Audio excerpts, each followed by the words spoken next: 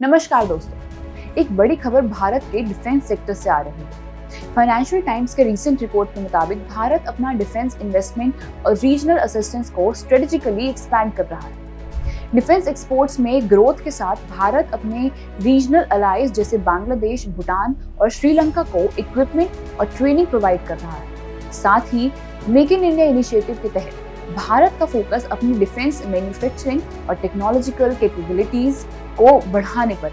आज के वीडियो में हम ये समझेंगे कि ये स्ट्रैटेजी रीजनल और ग्लोबल जियोपॉलिटिक्स को कैसे शेप कर रही है।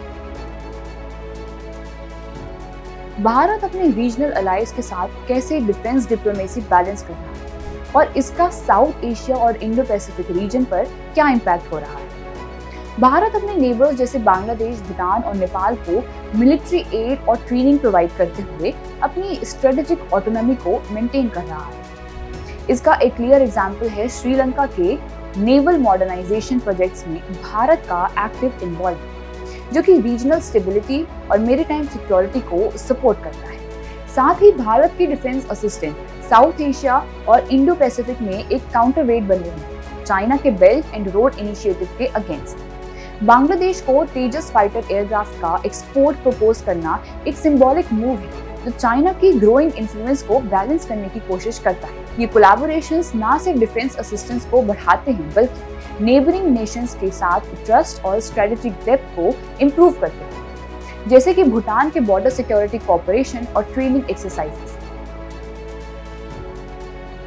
आइए जानते हैं भारत के डिफेंस इन्वेस्टमेंट्स का देश की इकोनॉमी और ग्लोबल पोजीशन पर क्या असर हो रहा है। भारत की डिफेंस मैन्युफैक्चरिंग में बढ़ते इन्वेस्टमेंट से एम्प्लॉयमेंट और जीडीपी ग्रोथ को काफी बूस्ट मिला है। फॉर एग्जांपल 2023-24 में भारत का डिफेंस एक्सपोर्ट $2 बिलियन तक पहुंच गया, जो कि पिछले 5 सालों में 56% ग्रोथ को रिप्रेजेंट करता है।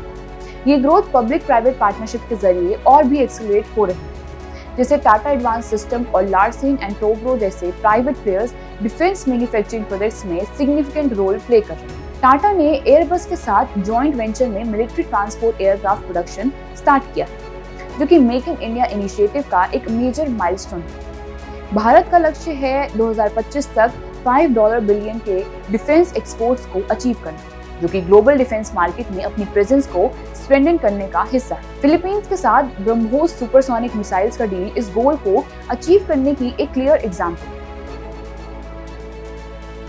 अब हम जानते हैं भारत के ग्लोबल डिफेंस कोलैबोरेशंस का इम्पैक्ट उसके स्ट्रेटेजिक पार्टनरशिप्स और मिलिट्री इंडस्ट्रियल कॉम्प्लेक्स पर कैसे होता है। भारत की डिफेंस कोलैबोरेशंस अब मेजर पावर्स जैसे यूएस, फ्रांस और इजराइल के साथ एडवांस टेक्नोलॉजी और मिलिट्री इंटरऑपरेबिलिटी को इम्प्रूव करती है। एक सिग्निफिकेंट डेवलपमेंट यूएस के साथ GE jet engine technology transfer का अग्रीमेंट, जो कि भारत की इंडिजीनियस डिफेंस मैन्युफैक्चरिंग कैपेबिलिटीज को और एनहांस करेगा।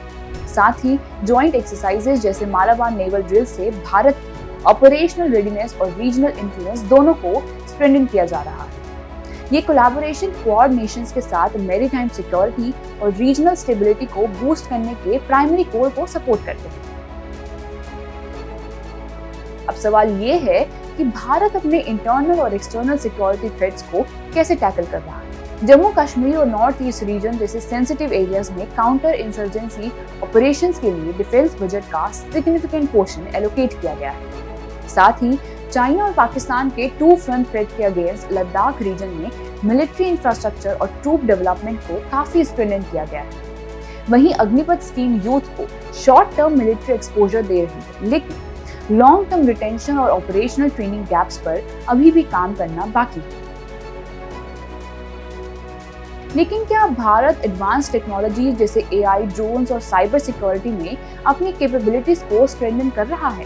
भारत की डीआरडीओ और स्टार्टअप्स अब एआई और ड्रोन्स जैसे एडवांस टेक्नोलॉजीज पर काम कर रहे हैं, जो कि बॉर्डर सर्विलेंस और मॉडर्न वॉरफेयर के लिए इसेंशियल है। Indigenous drone system border surveillance के लिए डिप्लॉय किए जा रहे हैं, जो कि आत्मनिर्भर भारत इनिशिएटिव की सक्सेस को दिखाते हैं। लेकिन डिफेंस आर&डी में प्राइवेट सेक्टर का पार्टिसिपेशन अभी भी लिमिटेड, जिसे बढ़ाने की जरूरत है। इसके बावजूद भारत के डिफेंस एक्सपोर्ट्स अब कम्पिटिटिव प्राइसिंग और एडवांस टेक के जरिए ग्लोबल मार्केट में अपनी प्रेजेंस को स्टैब्लिश कर रहे हैं। दोस्तों, भारत का डिफेंस इन्वेस्टमेंट और असिस्टेंस स्ट्रेटेजी ना सिर्फ रीजनल डायनामिक्स को रीडिफाइन कर रहा है, बल्कि ग्लोबल जियोपॉलिटिक्स पर भी अपना मार्क छोड़ रहा है। मेक इन इंडिया के इनिशिएटिव्स, स्ट्रेटेजिक पार्टनरशिप्स और रीजनल कोलैबोरेशंस के जरिए भारत एक इमर्जिंग डिफेंस पावर के रूप में सामने आ रहा है। आपको क्या लगता है, भारत के डिफेंस स्ट्रेटजीज ग्लोबल बैलेंस को कैसे इम्पैक्ट करेंगे? कमेंट सेक्शन में हमें जरूर बताएं।